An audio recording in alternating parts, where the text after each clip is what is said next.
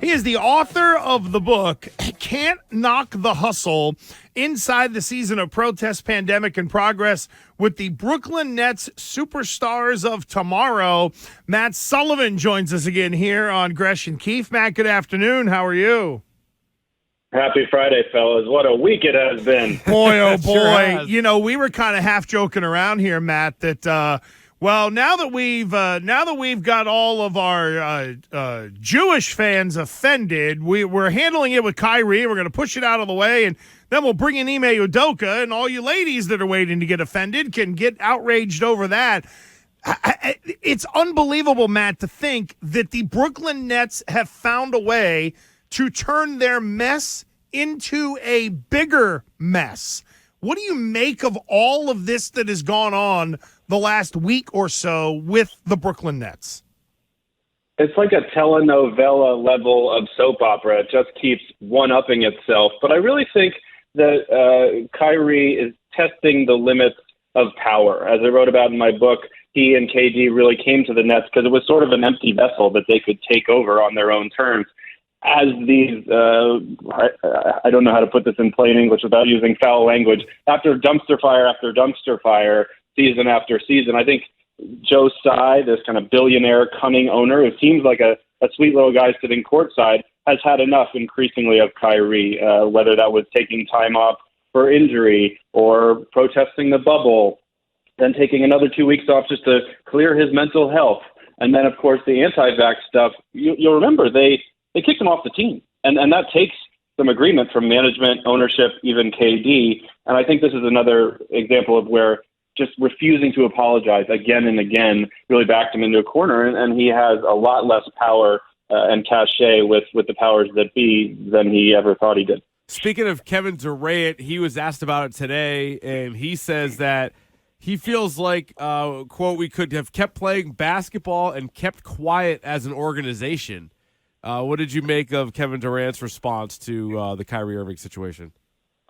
I think KD just likes to hoop and tries to steer clear of controversy unless he's trolling someone on Twitter for fun while he's smoking a joint or something. But, he clarified on Twitter that, he doesn't condone hate speech or anti-Semitism. He wants to spread the love. And so, I think there's been a lot of face-saving, a lot of clarifying this week.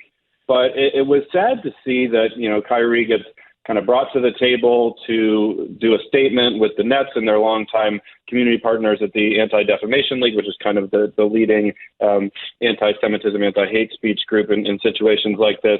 And, Kyrie's invited to sit down. Joe Tsai, the owner, had tweeted that he was looking forward to sitting down with Kyrie, telling him how bad this was, how wrong this was.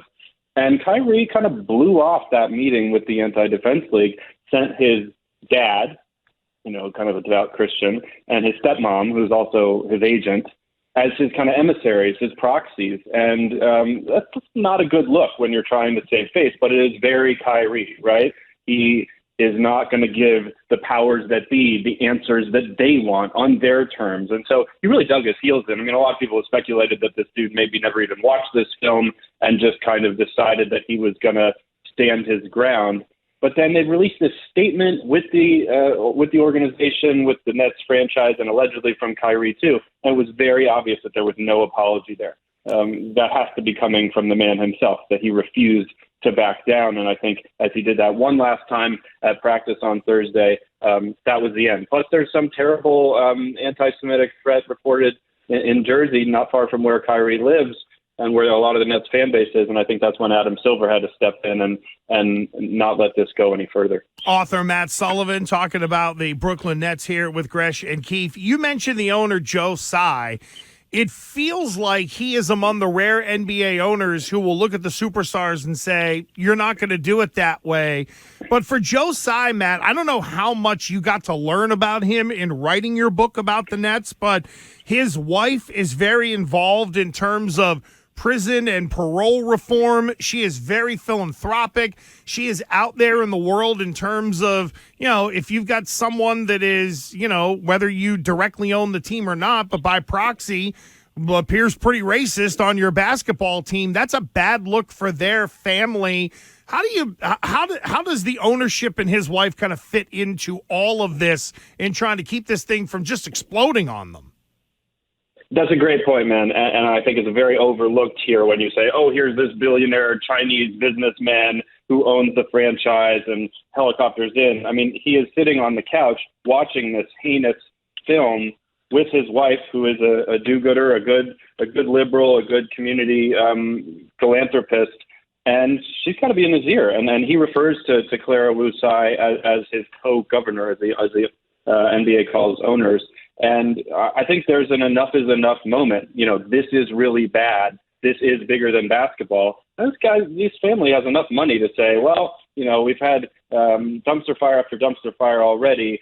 We got to stand for something. And I think letting the Kyrie Irvings of the world kind of corrupt the values of any pseudo culture of a basketball team, but really of a fan base, it's just a bad look after a while. And I think they decided to stand for something rather than wins and losses, which haven't exactly been looking too good here in Brooklyn anyway.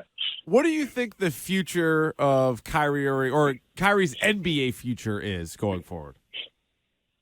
I think this is going to be a really important next couple of weeks. You've got Ime Udoka almost certainly coming in from up there any day now. I wouldn't be surprised if it was announced late on Friday as a kind of wet blanket on everything. And if he was, wouldn't surprise me if he was coaching the Nets on Saturday night in Charlotte. And I think Ime is expected not to babysit this situation in a way that maybe Steve Nash thought he might have to do, but to kind of save the next dumpster fire, right? And really connect with Kyrie, get him back on track as a hooper.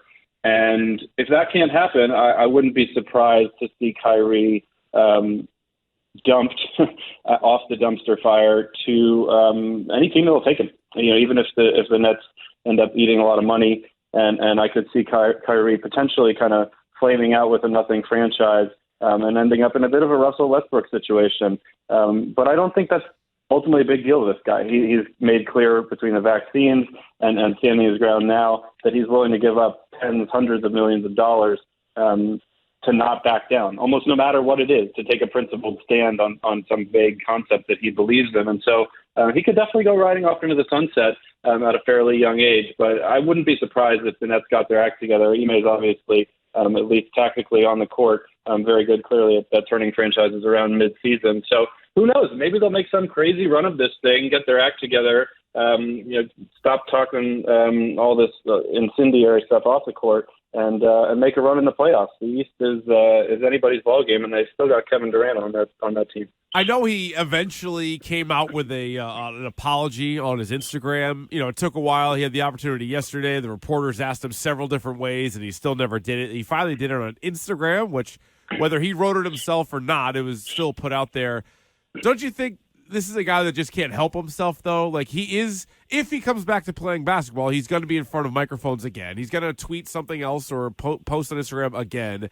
And, like, to your point about not backing down, like, there's going to be some other issue that he has where it just feels like this is a guy that doesn't want to really apologize if he doesn't mean it. Other guys would be swayed by the money or the opportunity.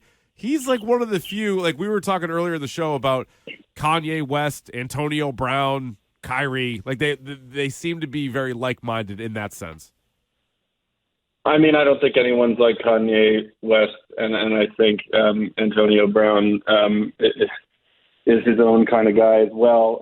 Kyrie has boundaries when he sets them himself. It's a matter of whether he will listen to the coach who can connect with him in Ime.